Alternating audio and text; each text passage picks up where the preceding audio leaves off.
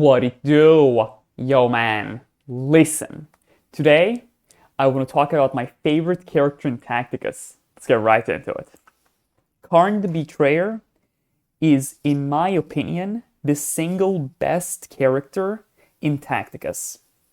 Now, when I say best character, it doesn't exclusively refer to the character being meta, it's doing the most amount of damage in guild raids and whatnot. No, it's a multitude of factors. Firstly, it's his design.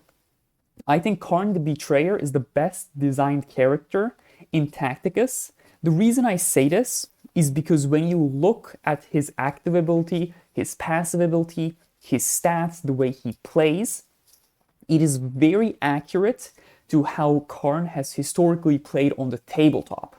However, it is not simply Snowprint porting over information from the 10th edition codex or anything, but rather Snowprint picking and choosing the most important aspects from the 8th edition, 9th edition, and 10th edition codexes to create a very cohesive and accurate character that absolutely reflects how Kharn is on the tabletop.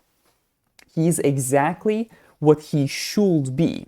If Kharn was less of a melee monster, I will be upset. If Kharn didn't have 2 activations, I will be upset. If Kharn didn't have a thing where he could attack the enemy, but if there are no enemies, he attacks the allies. If his active ability wasn't this insane damage-dealing monstrosity, I will be upset.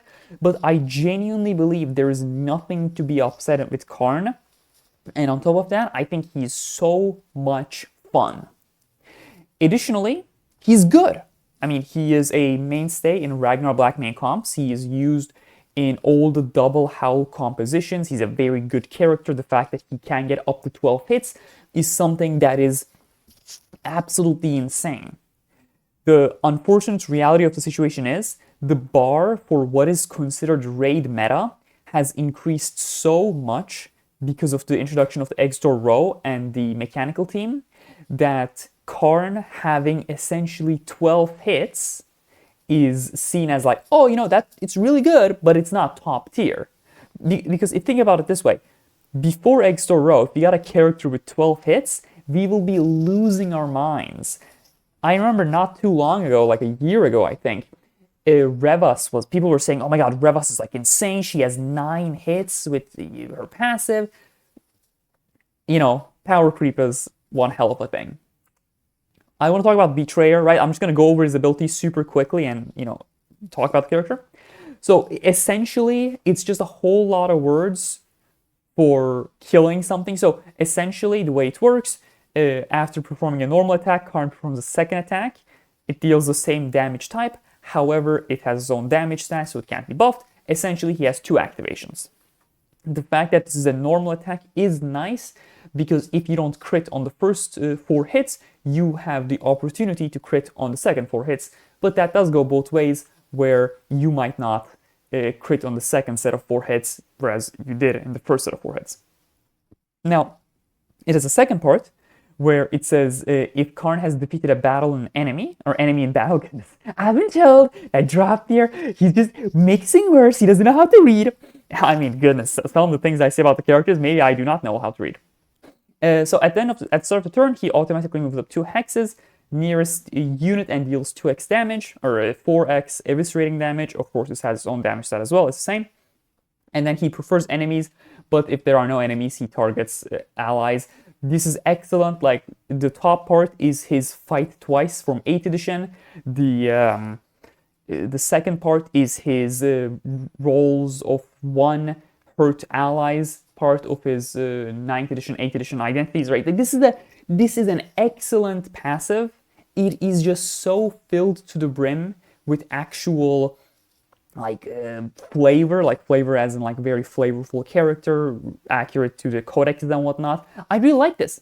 I think this passive, if Kharn didn't have an active ability, I'd be like, unfortunate, but his passive is so awesome that it's fine. His active ability, now that's a whole lot of words for just saying do a lot of damage and kill up to 3 things, okay? He deals 1x pierce, which, like, this is 5,000 to 7,000 pierce, that's a lot of damage. That's a lot of damage. To show how strong Kharn is, I ripped the Avatar of Kanan too. And then he does 6 eviscerating hits, and then he does 1 plasma hit, and this plasma hit can target enemy in 2 hexes, but it does target the same units, for example, for boss damage. This is 8 hits. This is crazy. And this can crit. All of this, all of this is subject to critting with Ragnar Blackmane.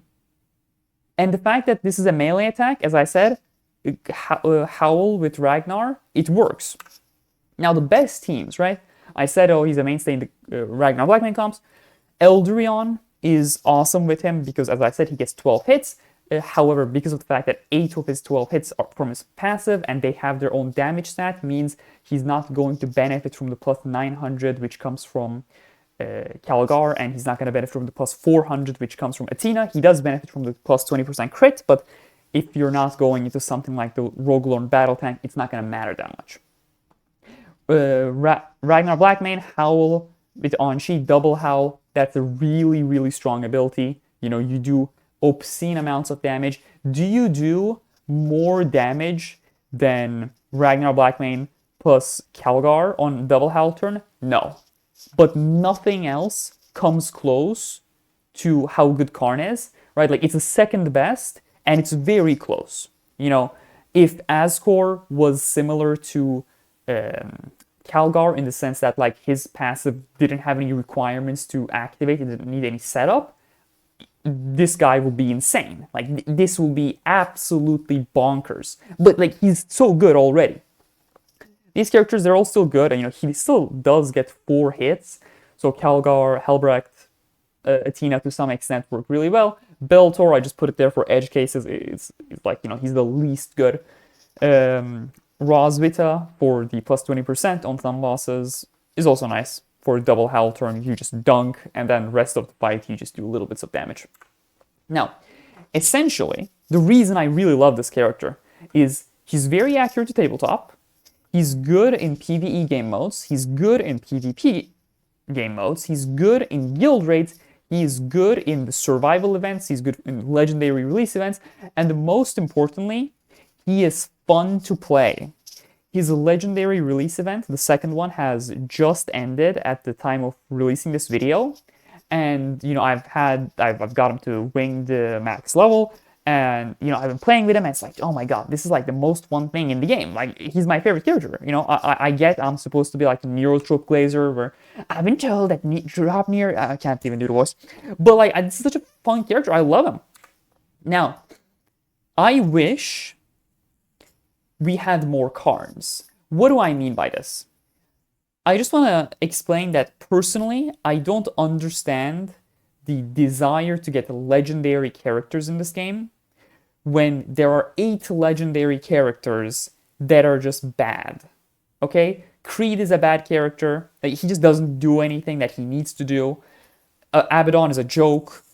Shadow Sun, I'm sorry, Nandi, no, I'm sorry. I know I'm destroying our friendship. Shadow Sun isn't good. Vitrevius, he can be good, he isn't. Typhus, I mean, he's chonky, but his chonk comes from the fact that he's Death Guard and not because of, like, what he does. Jane Czar is an okay tournament arena character, maybe, but there are better options. Same thing with Mephiston, and don't get me started on Peter. Right? Like, Kharn is a legendary character that feels like a legendary character.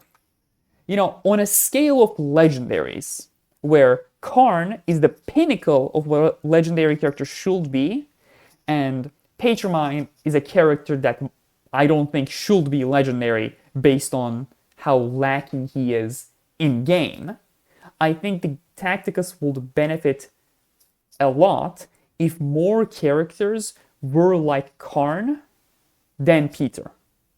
I think legendary characters should feel legendary, and they should be a little extra.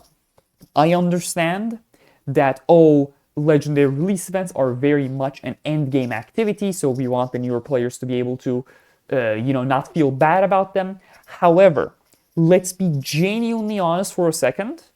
If you're a new player You get Bellator, you have a direct way to get Eldrion and Athena, and at some point, very early on your Tacticus journey, you will unlock Owl of Null. Those are 4 amazing characters, Eldrion being the best character in the game, Bellator being an excellent character for the earlier raid bosses, and later on against Kharn and whatnot, the double on sheep, you could go do a lot of damage against the Tyranid bosses and whatnot, right? Like, I feel that legendary characters should feel unique. I feel like their kits should be a little busted, a little too packed with rules, because then they really pop out, they really stand out. You have characters that feel legendary, that feel good, and I want more of them to feel like Kharn. Like, I'm using Ragnar Blackmane, and I'm not saying Ragnar Blackmane is a bad character because that would be a delusional thing to say. Like, Ragnar is one of the best characters in the game. The fact that he has 7 or 10 hits, he has extra crit damage, he has 20% damage boost, he's Imperial, his Howl is the best ability in the game. Like, those are true. Like, he's an amazing character, but as far as legendaries go, he just kind of goes and hits. Like, he's not that different from a Bellator. He just stat checks Bellator. Whereas Kharn, it's like, oh my god, this thing, does all these weird things. Oh, maybe he's coming after my characters, he's going after the enemy, he's killing 3 things. I really like Kharn. And I wish all legendary events were like Kharn, in the sense that when you unlock the character, there is a genuine hype that comes from it. I unlocked Patromine. He's silver. He's stone. I don't care. Like, I mean, the character model looks great. Snowprint spent a lot of time on it. Absolutely, mad respect. I'm not taking away from that. It's just, he's not as exciting. He's not as flashy. And I do think legendaries should be. I'm just yapping. I don't want to yap too much. Okay, thank you very much for watching the video. I'll put the fries in the bag. I'm sorry. Have a good day. Stay safe. Bye.